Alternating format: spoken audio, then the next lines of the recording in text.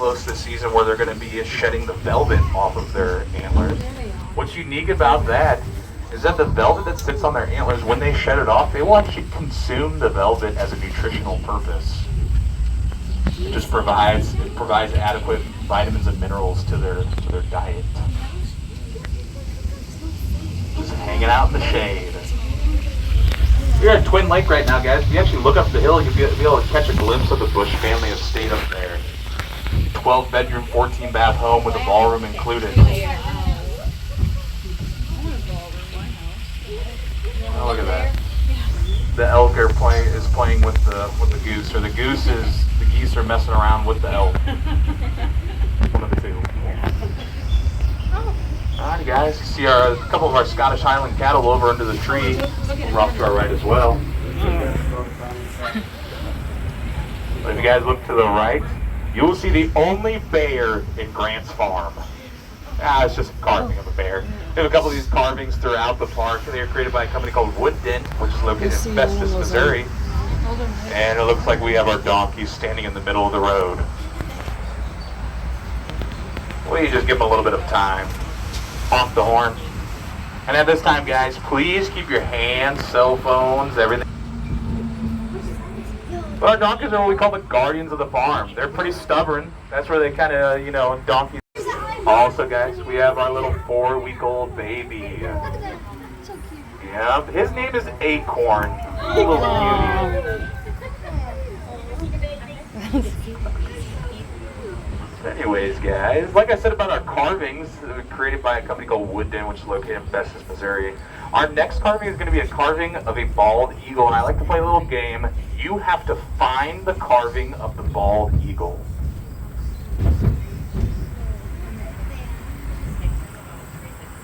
Well, just a little fact about Grant's farm. The Bush family has owned this property since 1903. They actively farmed on it.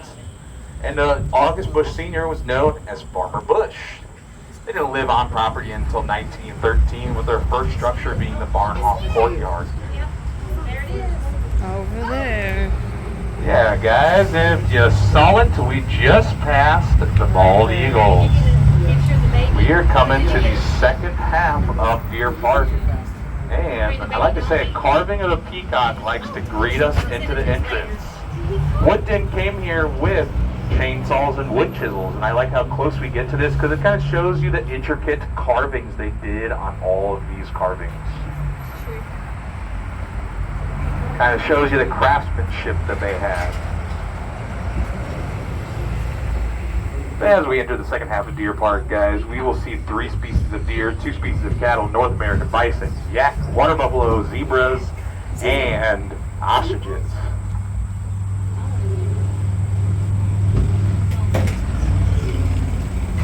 If you actually look off to your right, you'll see a Sika deer. This is one of our male Sika deer. A lot of them have been hanging out around here. Sika deer are actually native to the island of Japan and the eastern portion of Asia.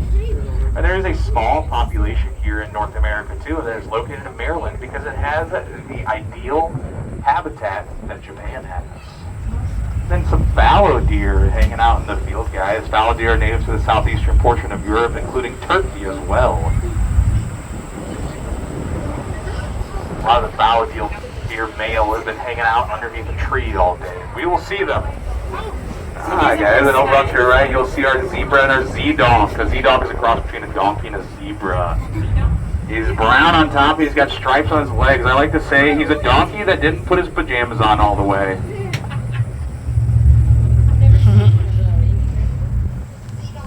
And then the second enclosure that we're coming up to, this is actually called Mountain Lake up here.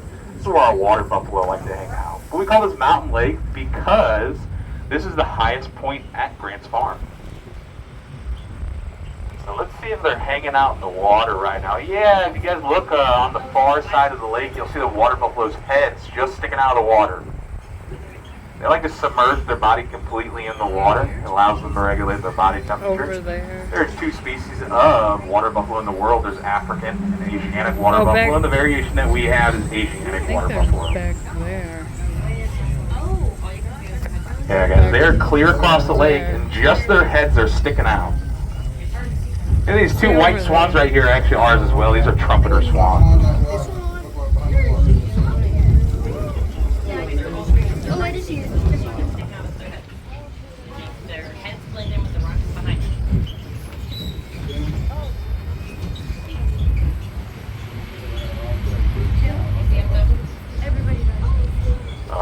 the second enclosure that we're approaching is our ostrich enclosure. They've been hiding out from us all day. I haven't really seen them. I've seen small glimpses of them, but let's see if they have came out for the day.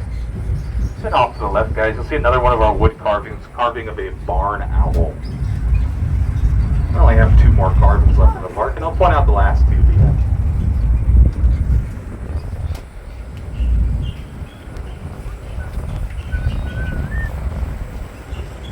Yeah, guys, if you notice, our grass is very long here. It's not because we don't like to cut our grass, but it's because the deer like to hide in the grass. Within their natural habitat, deer will hide in grass to avoid predators, and so I like to give them a natural feel and give them the ability to kind of hide out.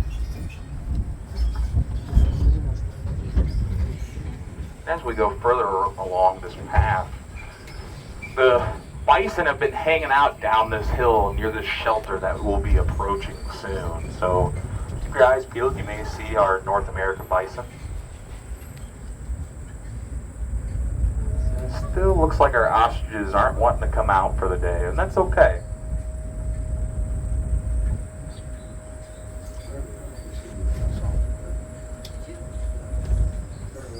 Oh, there it is. Oh, there's Oscar. He's standing up for us. He's probably wondering what we're doing now.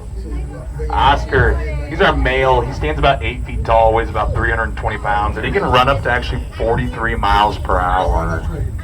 They're the largest flightless birds in the world. And off to your left, guys, let's see if they're still over there. No, they have moved. Our North American bison have moved somewhere else. They were off there for a while. We're going to be approaching a lot of our deer right now too, guys. So you got to keep your eyes peeled. Like I said, they like to hide in the grass. So be on the lookout. Because you people at the front, you may see them before I see them. Oh, there's a couple there down the hill over there. Those are some Sika deer. Oh, yeah, they're sitting right here in the field. Oh, I see one. They're off to the right, guys. If you look underneath that tree that's very shaded, you'll see antlers sticking out of the grass. Oh, you got some Sika deer hanging out over on the left as well. The ones on the right, those are fallow deer. Oh, a little fawn hanging out with mother. I know it's hard, but we do ask that all of our little guests stay seated, okay? Yeah, guys, even if they're sitting on your lap, please have them remain seated, okay? There are North American bison. We're coming up to them soon. More Sika deer over here, guys. Some fallow deer off to your right. We've got a little fawn over here with its mama on the left. Keep your hands in as we approach them. Yep, on to the left, look at a little baby.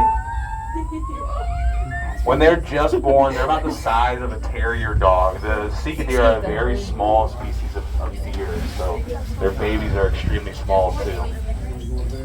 Alright guys, these are North American bison coming up too. They are the largest mammals in North America. They stand about 6 feet tall at their tallest, weigh about a ton, but they can also run up to 30 miles per hour. So they are kind of the story about the American alligator as well. They have slowly repopulated themselves within North America. So it's a real story.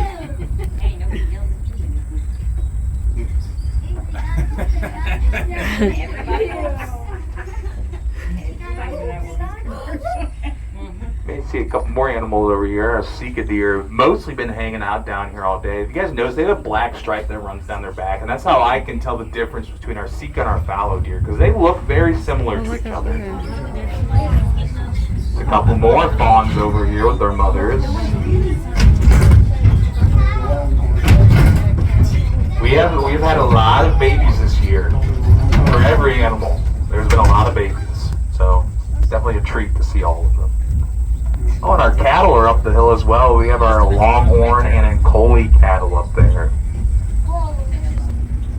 Our Longhorn cattle, their horns can get about 100 inches long from tip to tip. For that perspective, about 9 feet in length.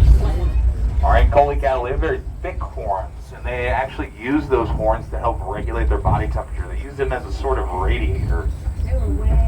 Also, our Ankole cattle, Oh, I got a couple Sika deer hanging out over here too. A couple male Sika deer.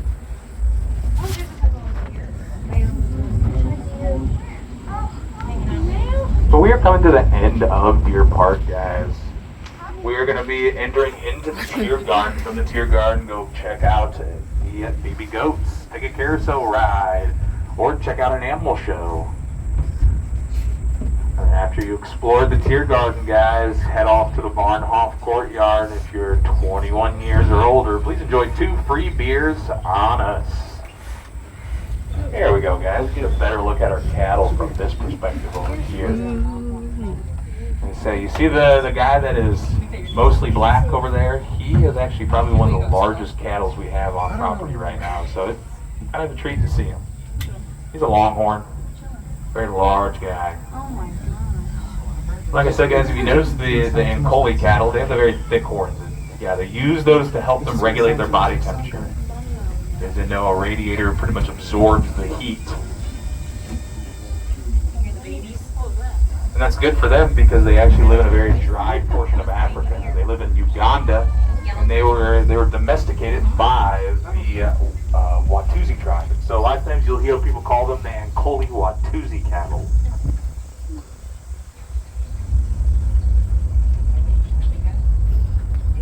Well, guys, if you're interested in feeding the baby goats and taking a carousel ride, but also want a frozen treat, I recommend getting a fun pass.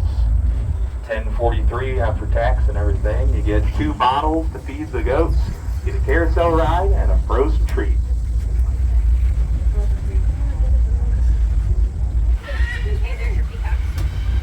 And guys, please remain seated until we get to the top. You hear the sound of the air brakes. You're going to be exiting to our driver's right.